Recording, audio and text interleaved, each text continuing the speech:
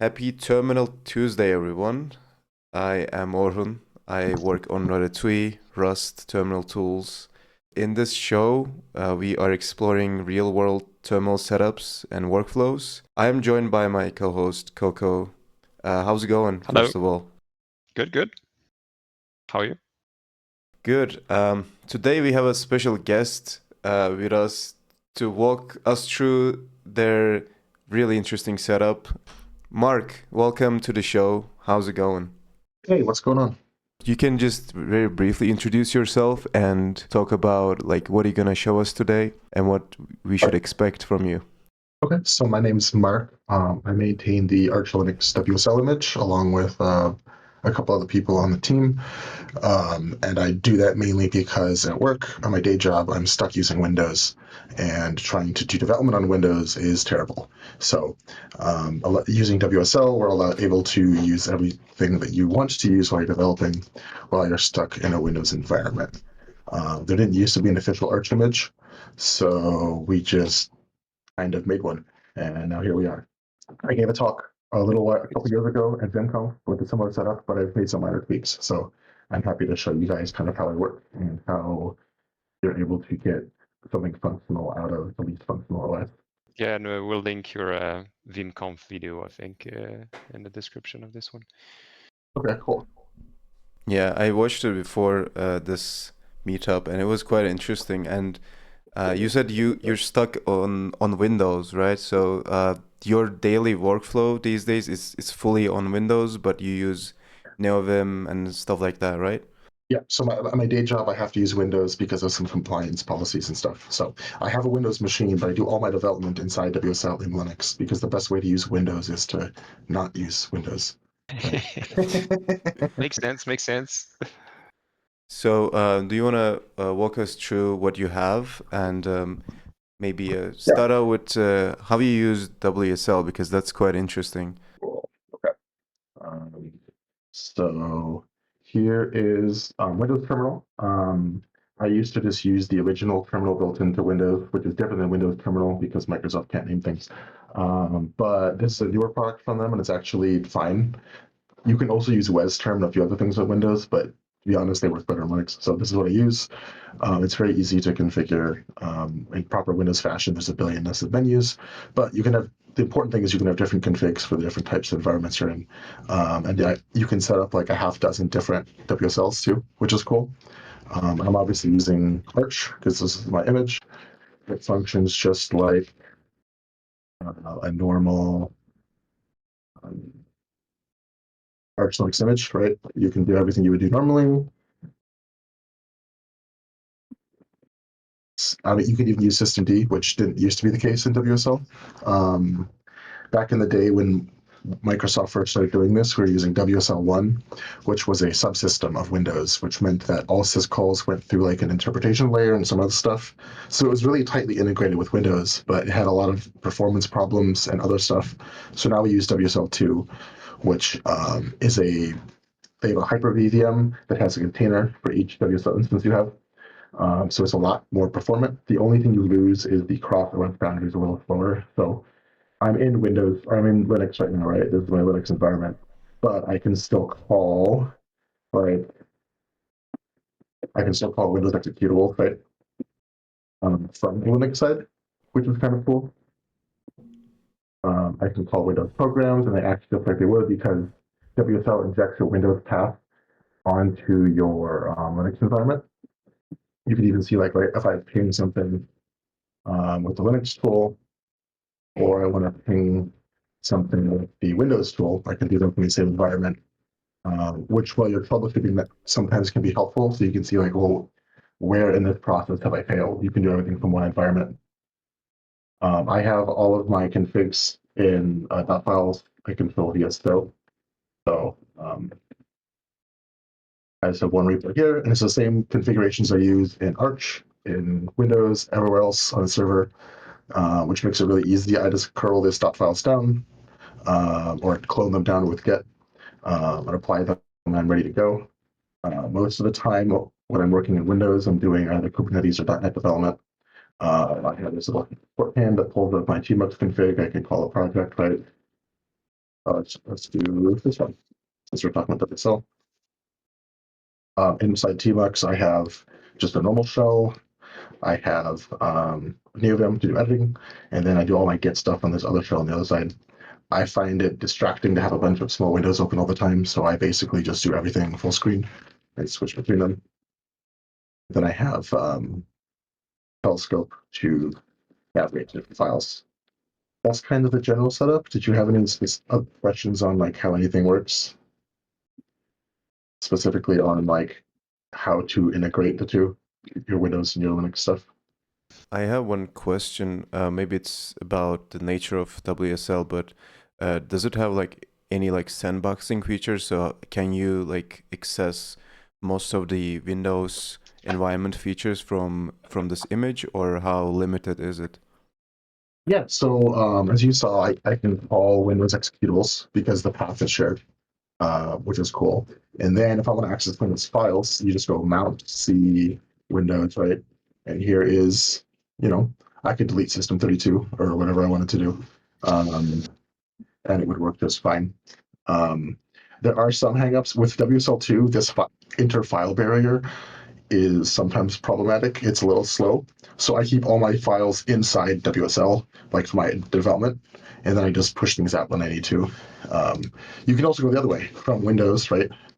So if you go to, right, you can see all of my WSLs that I currently have running. I only have 3 right now. You can go and see the full OS from the Windows side and interact with it.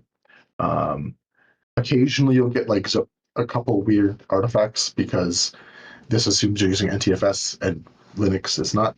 So every once in a while, when you copy files back and forth, you have to clean things up, but it's pretty uncommon. It's gotten a lot better than it used to be. It's also really easy to configure, right? So if you're in a normal PowerShell environment, you can see, I think it's online. You can see all of the different WSLs that are available from all the different distributions. And you can install one of them to test, or you can install multiple, which is actually a really cool way to like test environments out. So if I wanted to install Arch Linux, right, make another one, and call it more collective, right? You download the base root file system. You can also build it yourself. It's really easy to build a WSL image. You can go on GitLab, which I can link if you want. You can compile it locally in your machine and then install it. So here I am from scratch. I'm in an Arch Linux base environment now. And because I ran it from PowerShell, I'm still in my Windows environment, but you could switch that off. I can now do like, I would normally curl this down. I have my Bootstrap script publicly available here. It all exists too, right? So I would just do something like this. There we go. So I have this Bootstrap script.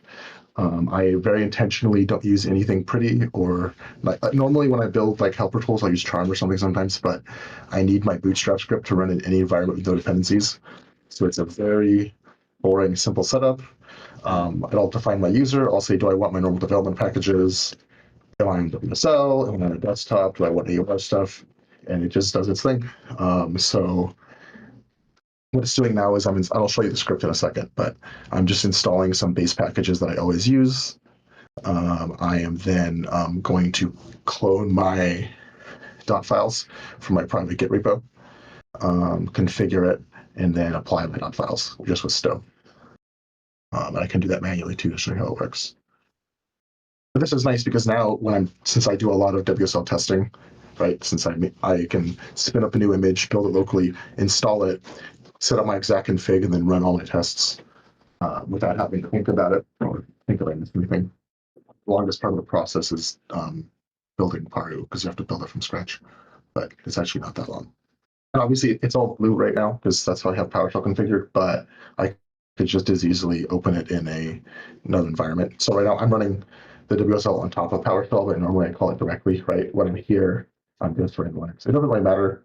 Functionally, it works the same way, but it's cool to see that you can just get that going. And I'll walk through what that script does in a moment. I guess I could do that while it's building because I have that.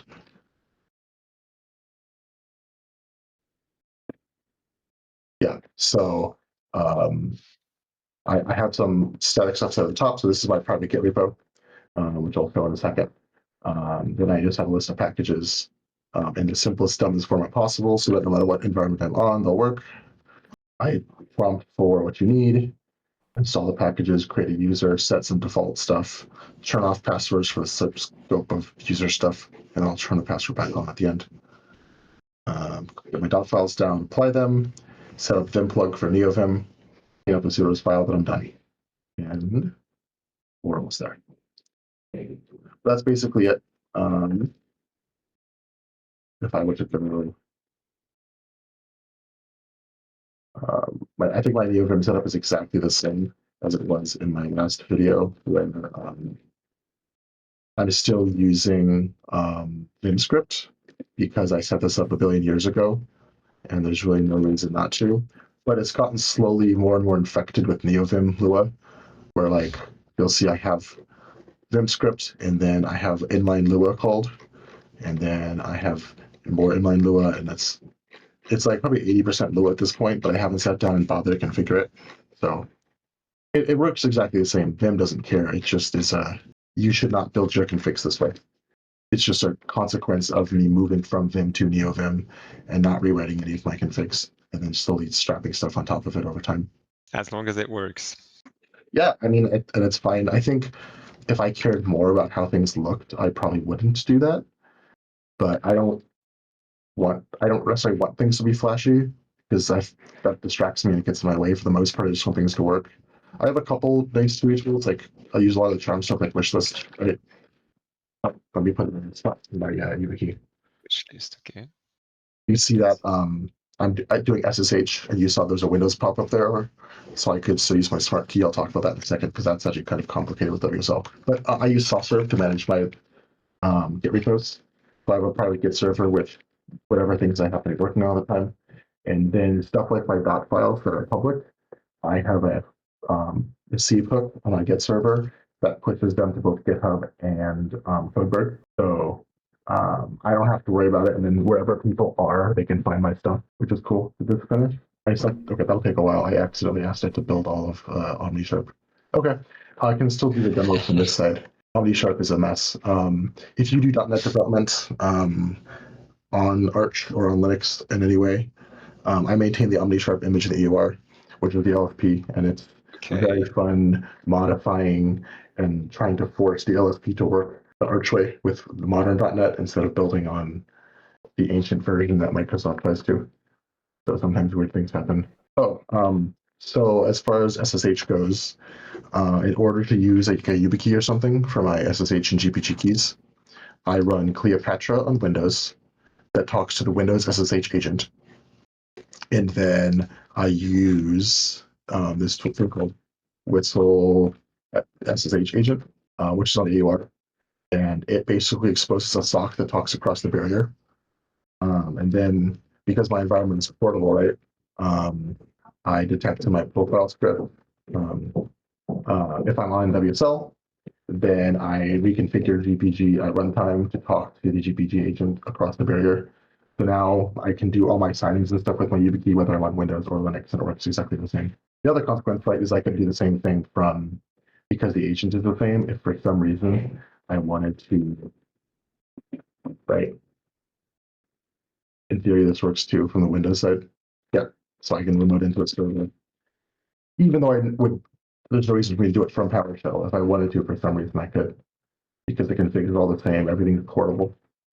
And it works everywhere. Oh, yep, there we go. It's all done. So I have the same environment. If I were to switch back into my user now, you'd see I have my prompt, all of my, I don't have any files, but all my work is there. So if I were to run that same thing I ran before, all my Dotfiles, I can get to them from anywhere. The one thing I do, which I would change about my Bootstrap script, is I don't call plug install. So it's configured, but the first time I have to go and install plugins myself. Not like it's a big deal, but it just means the very first time I use Vim, it flashes in my face. And that's it. It should work now. If I were to go back in, it should open. I also like, you'll note it's not on the list right now because Windows Terminal runs at runtime. So if I were to close it and reopen it, that new WSL would automatically show up. And now it's not going to because I'm doing a demo. But normally the new WSL would show up right here. Yeah, the terminal collective right there could have shown up in the list, but for some reason it didn't today. I'm not sure why. But you could still you can use the WSL commands from PowerToys to access it as well. That's about it. It's not very complicated, other than getting Windows to accept things like YubiKeys and allowing them to work portably and making sure my environment feels the same everywhere. So do you usually work in a single terminal window? Generally, yes. I have this work command, which I can show. It's very simple. It's just this. I have this script that sets up a tmux session for me. So if I'm working on a project or my desktop or whatever, I have one window open because I find it less distracting. And then I just have 3 windows in tmux for it. And then if I have another project, I would open another session. So I would do like, so now I can switch between tmux sessions to get to what I want to work on. And because I use that same script, they're always set up exactly the same with an editor, a REPL for code stuff, and a fill for get stuff. And for the most part, that's all I need. Sometimes I'll do a split if I'm like deploying something, right? And I want to watch the Kubernetes logs and something's going or whatever. But for the most part, I like to keep everything really simple and full screen. Yeah, so a single terminal window is enough to do Yeah. stuff. And cool.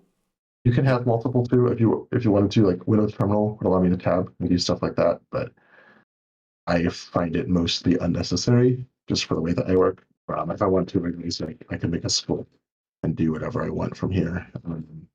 But it's not super necessary. I do have one question. Do you use anything specific for Clipboard, like Oh, so yes, that's actually a very good merging thing. the So WSL Clipboard to Windows? Yeah. yeah, so there's a utility, and if you ever run checkbook in neovim, the neovim supports it natively. Clipboard, yeah, Win32 Yank. There's a program called Win32 Yank, and it's actually just a command line tool. Okay. So it's a Windows tool, Win32 Yank.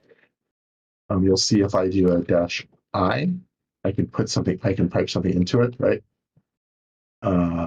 So if I were to do a test, type that into Win32 Yank,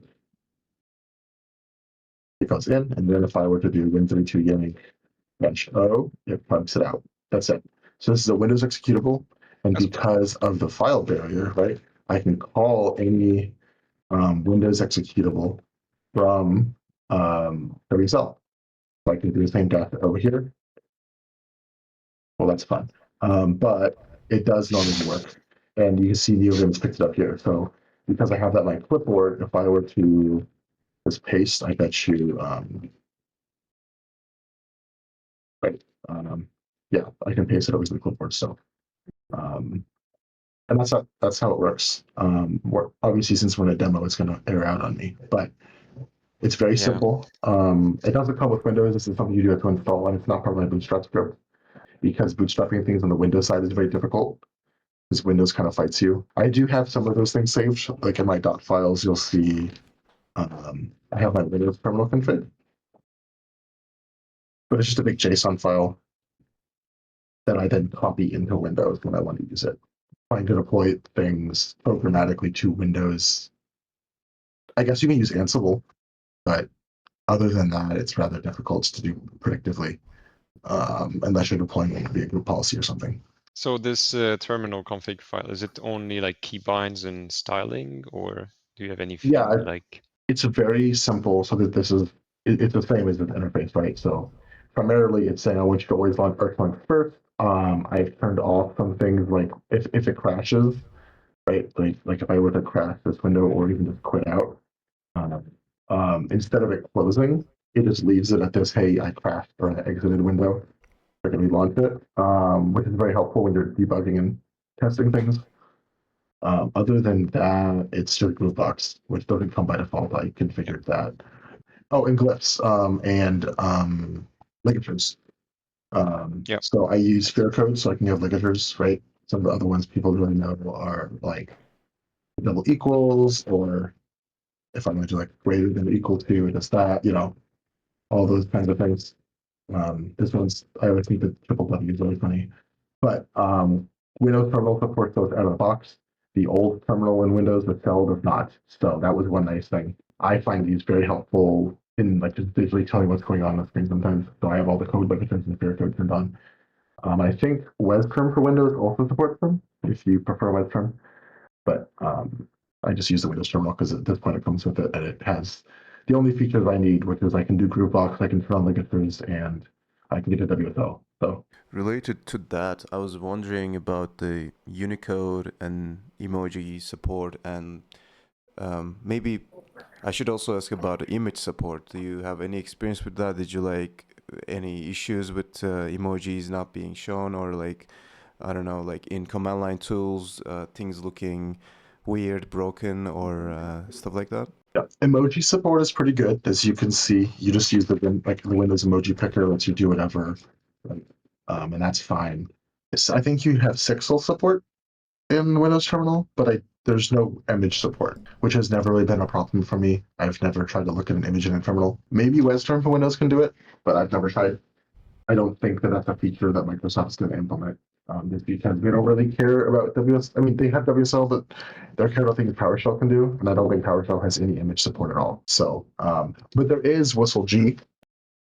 WSL has graphical support too, so you can run graphical packages. So I don't really use it, but you can install like Tux Kart Racer or something, and it'll open a visual window. Nice. I know some people run a full graphical desktop environment through WSL on top of Windows, which is pretty unhinged, but also kind of cool. I used to use this tiling window manager. Sorry, Yeah, we actually have questions about that, I think, from Gold Zero Copper. He Oh, yeah, says, sure. how What's well up? do GUI apps work in WSL these days? They work better than you would expect, but there are some hangups, obviously. I find sometimes they won't open, but for the most part, they will. I was running like an experimental browser through WSL before, and it was fine. The only thing I really use it for is for pin entry. So if I'm trying to like unlock a GPG key or something, you saw that window came up. Because trying to do that through terminal emulation is sometimes challenging. Yeah, it's mostly fine. If you find issues with it, since I don't really use it very much, I would love for you to raise an issue on our GitHub or our GitLab, and I can take a look at it. But it's just not something I do a ton of. I do use PowerToys to do window management in Windows because so I have like preset sizes. So that's how I do window management. I used to use a graphical window manager called Workspacer that felt like it was basically like Awesome or DWM, but for Windows. Or you could use it like i3. And it was really nice, but there was this bug where anytime the screen resolution changed, it crashed. And since I work off a laptop and a dock, every time my computer went to sleep, it would crash. So if I went to the bathroom and came back, I'd have to replace all my windows. And I just Yeah, gave up. that's It sounded like it was yeah, an easy fix, but I just didn't want to do that. So I gave up. yeah. I think there are a few others. There's Glyphs that Ricona mentioned in the chat. It's the one I was using when I was on Windows, and it worked pretty well. And there is another one, I think, pretty recent in Rust, but I don't have the name. There are a couple out there these days with virtual desktops, right? I'll have virtual desktop for like what I'm working on, communications, and then one I just use for screen sharing so I don't accidentally leak stuff. And then with preset windows, I kind of like basically place everything exactly where it's supposed to go. I mostly don't have that problem anymore, and then I just use hotkeys to switch between stuff. It's not as good as my Linux setup, right? I use Sway normally, and then everything's a hotkey, and I can jump whenever I want very fast. But yeah, if there's a better window manager for Windows that people use, I'd like to hear about it. I'd probably try it. So what is your like the most favorite and the least favorite, or like let's say annoying thing about your setup? I like that it's portable and that I can deploy it on every machine I have immediately. And if I show up on a new computer somewhere, I can have my environment instantly. So a lot of the decisions I've made to prioritize that. So I'll pick a simpler thing that's portable over the perfect tool that I can only use on one computer. Mostly because it's under my fingers now. I can do exactly what I want, and everything's exactly where I expect it to be. Probably my least favorite part, having to deal with all the interface hooks into Windows, I've mostly got them figured out at this point, but every so often some weird thing comes up and then I have to spend a whole day troubleshooting it. But that's pretty uncommon these days. It's gotten a lot better than it used to be.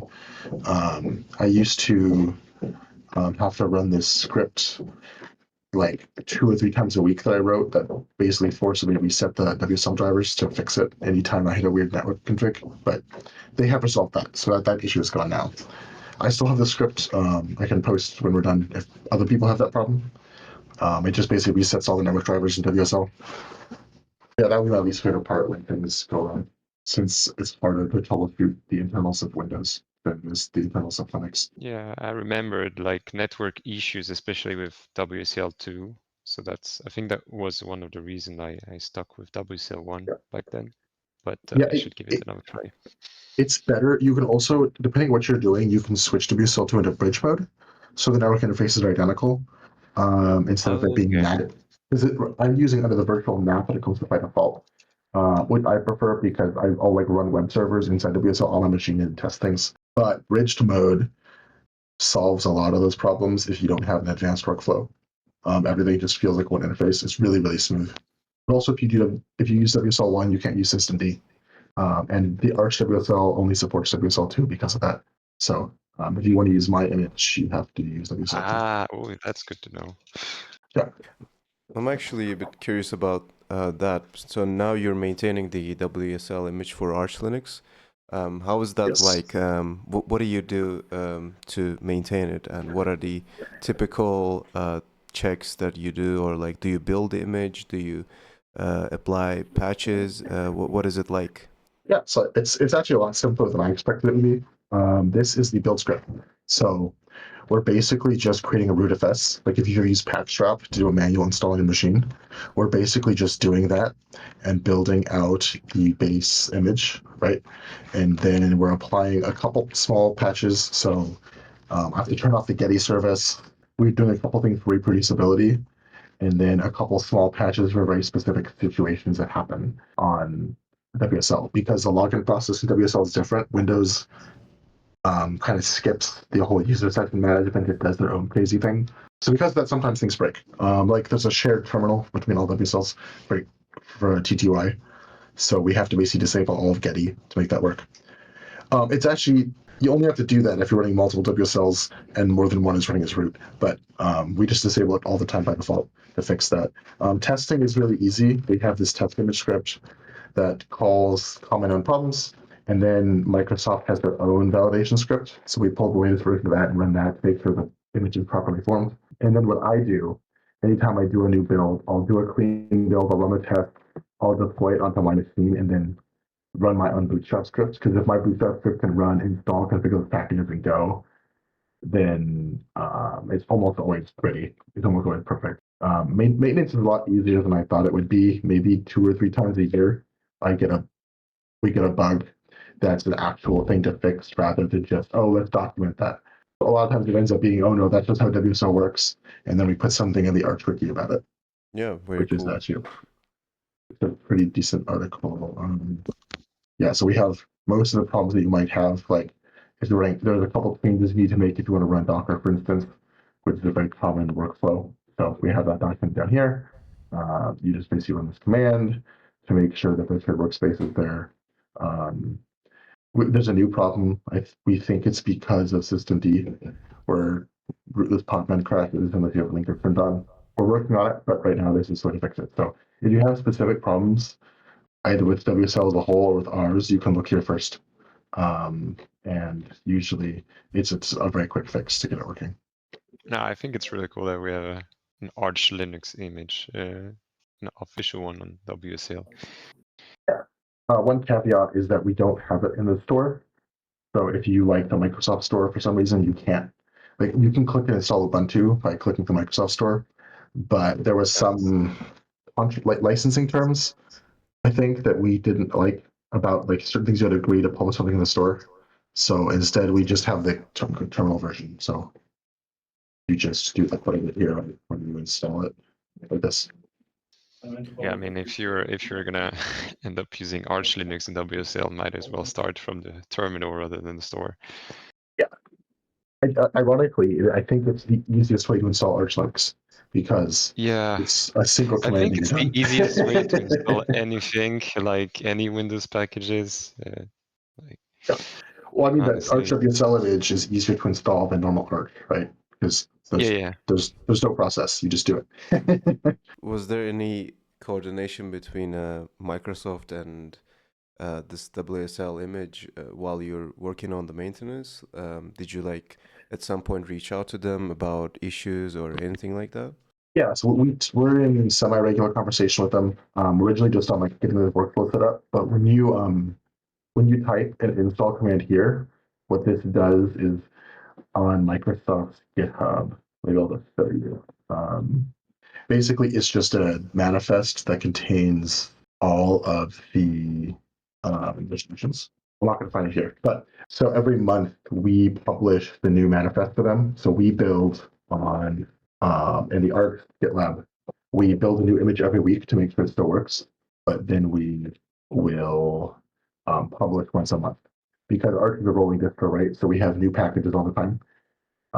So once a month we publish to Microsoft, and then how that works is we create an automated PR, and then on Microsoft's side, some Microsoft employee looks at it, clicks yes, and then accepts it. It goes back in the manifest. But it always downloads directly from us. It just changes the URL and the hash. They were really easy to work with. The WSL team at Microsoft is pretty easy. If you have problems, you can also just talk to them through like a PR, and they usually, or through an issue, they'll usually help. Oh, the app launcher. Is it the browser or PowerToys? Maybe the app launcher. This I think it was This is PowerToys. Yeah, this is just from PowerToys stuff. So PowerToys is a bunch of things that should be included in Windows, but for some reason aren't. Yeah. Yeah, so I have workspaces. Like, there's a bunch of other little things you can tweak. If you're using Windows, you should have PowerToys turned on. It's not very complicated. I'm honestly shocked that most of this just doesn't come with it. And then you have really silly things like master that cross borders, which I don't know why anyone would use. But then you can like.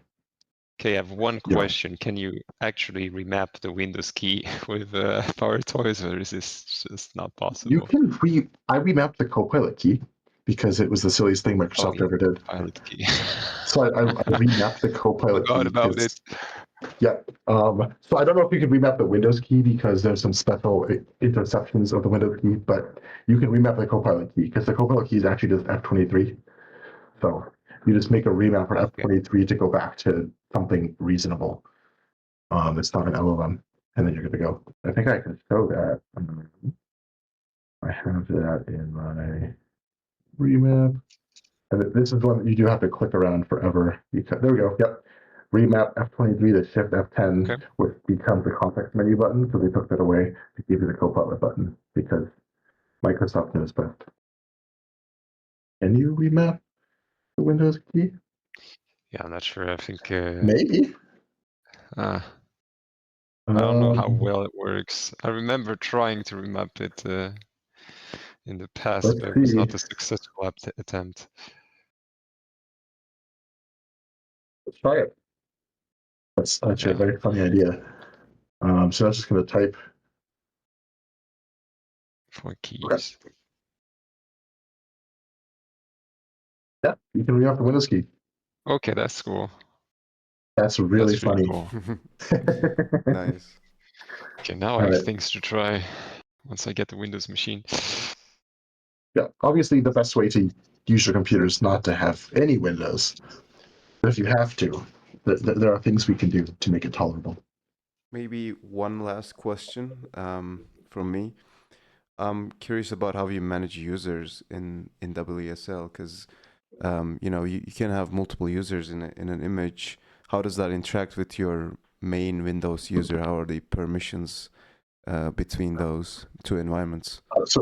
So WSL assumes that the Windows user is the owner of the WSL image. So you kind of have all of them are just local users, like even if you're on a domain. And you can technically add passwords and restrictions and stuff to a user in WSL and try to do stuff like lock someone out of a user, but it doesn't really matter because if you have access to WSL, you can get into the utility shell and override the password and send someone back to root. Because all it is you kind of /etsy/whistle.com. If you go in here and you do like user, I think user equal to root or something like this, you can change the default login user and you can bypass everything. So just assume that anyone that has access to your WSL has access to everything in it. Yeah. I suppose you could set up SSSD and try to do like LDAP integration and have Windows users be provisioned in your WSL image, but I would not do that. All right. Any other questions or anything that you want to add, Mark? No, this was fun. Thank you for letting me jump on here. And I'll stick around on the Discord for a little while if people have questions about stuff. Or you can always ping me. I'll put my website there too, so pretty easy to get hold of.